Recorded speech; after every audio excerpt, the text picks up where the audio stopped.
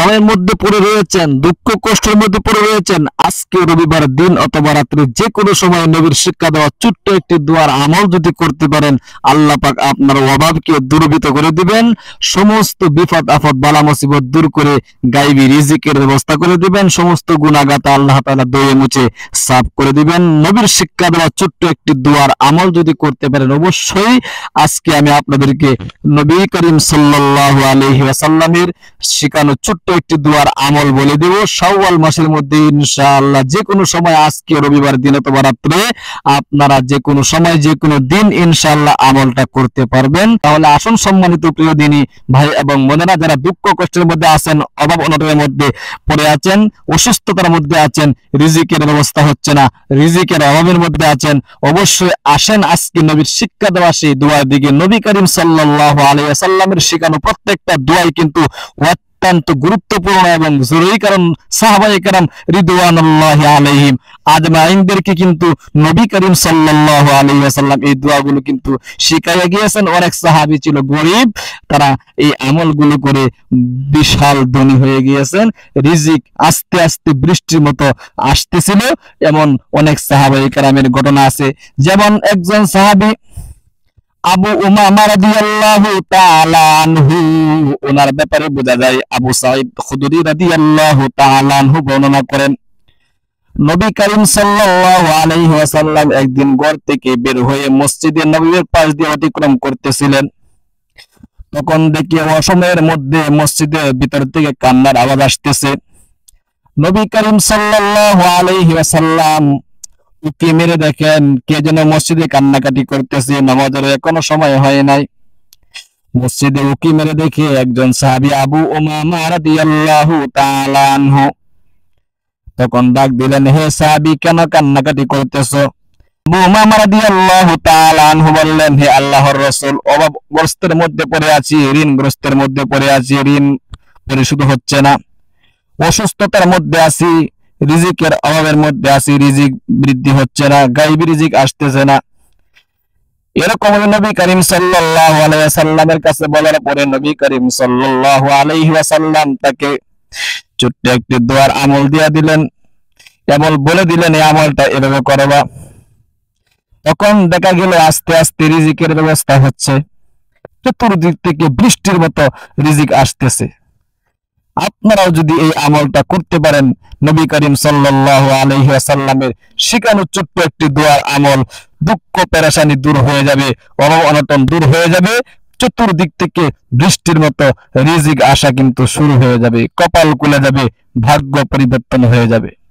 সম্মানিত প্রিয় দিনী ভাই এবং বোনেরা, আমার আল্লাহ পাক রব্বুল আলামিন কুরআন শরীফের মধ্যে বলেছেন, ওয়া মাইয়াত্তাকিল্লাহা ইয়াজআল লাহু মাখরাজা ওয়া ইয়ারযুকুহু মিন হাইথু লা ইয়াহতাসিব। আল্লাহ বলেন, যারা আমাকে ভয় করে, যারা আমার বিধিবিধান মানে, আমি তাদেরকে এমন জায়গা থেকে রিজিকের ব্যবস্থা করে দেই, সে কল্পনাও করতে পারে না এমন জায়গা থেকে আমার জন্য কি রিজিক আসতে পারে, টেরও পায় না, কল্পনা করতে পারে না এমন জায়গা থেকে আমার জন্য রিজিক আসতে পারে। আল্লাহু আকবার, আল্লাহু আকবার। এই জন্য আসুন প্রিয় দিনী ভাই এবং বোনেরা, নবী করিম সাল্লাল্লাহু আলাইহি ওয়াসাল্লামের শেখানো প্রত্যেকটা আমল কিন্তু অত্যন্ত দামি আমল। অনেকে বলে থাকেন, হুজুর আমলগুলো করতেছি কোনো কাজে আসতেছে না। আপনার কাজে আসতেছে না, আমলগুলো শুধু করলেই হবে না, খুলুসিয়াত থাকতে হবে, মনে মনে এটা বলতে হবে যে আমি যে উদ্দেশ্যে আমলগুলো করতেছি, আল্লাহ পাক রব্বুল আলামিন অবশ্যই আমলগুলো, অবশ্যই আমি যে উদ্দেশ্যে করতেছি এগুলো পূরণ করবেন। তাহলে এটা খুলুসিয়াত অন্তরের মধ্যে যদি না থাকে, তাহলে কিভাবে আমলগুলো কবুল হবে? এই জন্য খুলুসিয়াতের সাথে আমলগুলো করি। খুলুসিয়াত মানে কি? একনিষ্ঠতা, আল্লাহ তাআলাই কবুল করবেন।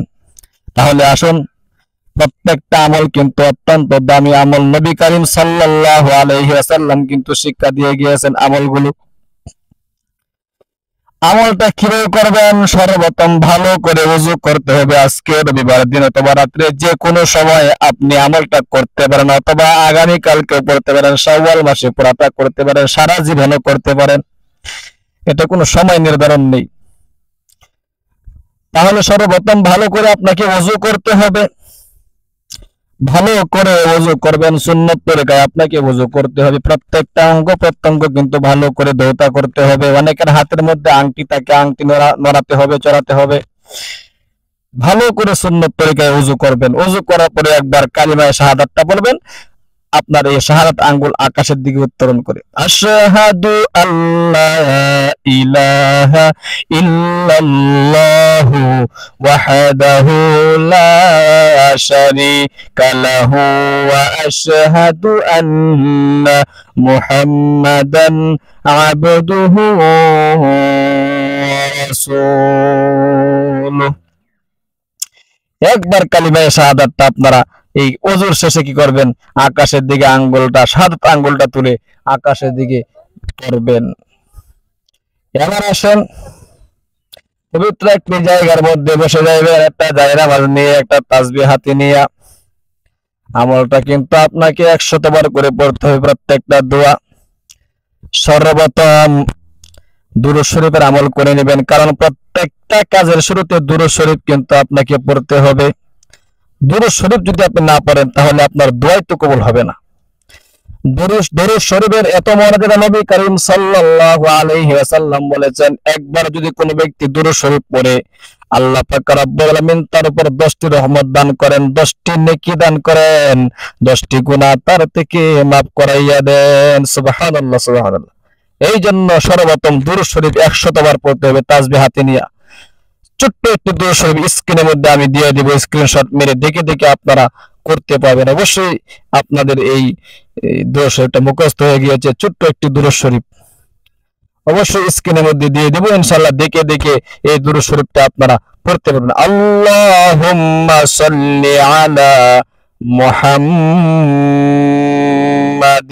আবদিকা ওয়া রাসূলিক وصل على المؤمنين والمؤمنات والمسلمين والمسلمات। আমি ভালো করে আপনাদেরকে শিখিয়ে দিতেছি, আমার সাথে সাথে বলুন আল্লাহুম্মা সাল্লি আলা মুহাম্মাদিন আবদিকা ওয়া রাসূলিক ওয়াসাল্লি আলাল মুমিনিনা ওয়াল মুমিনাত। আপনারা ওয়াসাল্লি আলা বলতে পারেন, আবার অনেক এক হাদিসের মধ্যে এসেছে ওয়া আলাল মুমিনিনা ওয়াল মুমিনাত বলতে পারেন। দুটোটা বললে কি হবে? ওয়াসাল্লি আলাল মুমিনিনা ওয়াল মুমিনাত ওয়াল মুসলিমিনা ওয়াল মুসলিমাত। বাস, আপনারা এটা তাসবিহ হাতে নিয়ে কষ্ট করে অবশ্যই আল্লাহ তাআলার নিকট দোয়া কবুল করাইতে হলে কিছু কষ্ট মুজাহাদা অবশ্যই করতে হবে। এই জন্য আপনারা তাসবিহটা হাতে নিয়ে 100 বার এই দুরূদ শরীফটা কষ্ট করে পড়ে নেবেন। বেশি সময় লাগবে না, বড় সর্বোচ্চ 2 থেকে 3 মিনিট সময় লাগবে। তাহলে আসুন 1 নম্বরে এই দুরূদ শরীফটা পড়বেন। 2 নম্বরে পেরেশানি, দুঃখ, কষ্ট সব দূর হওয়ার জন্য আল্লাহ তাআলার নিকট একটি দোয়া পড়বেন। এই দোয়াটাও কষ্ট করে দেখে দেখে 100 বার পড়বেন ইনশাআল্লাহ।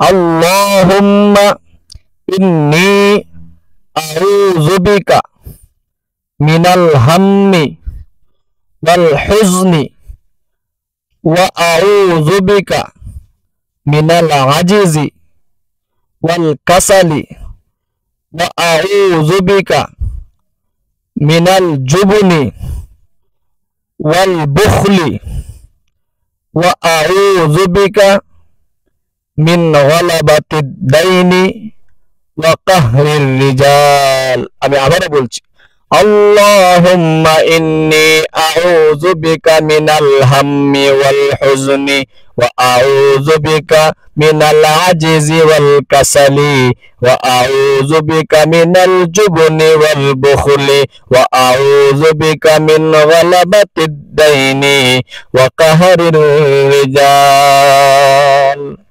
এই দোয়াটা আপনাকে পড়তে হবে, 100 বার পড়বেন ইনশাআল্লাহ। আমলটা কয়েকদিন করে দেখেন, দুঃখ কষ্ট পেরেশানি সব দূর হয়ে যাবে। এরপরে 3 নম্বরের ঋণ মুক্তির জন্য, গায়বী রিজিকের জন্য একটি দোয়া করবেন।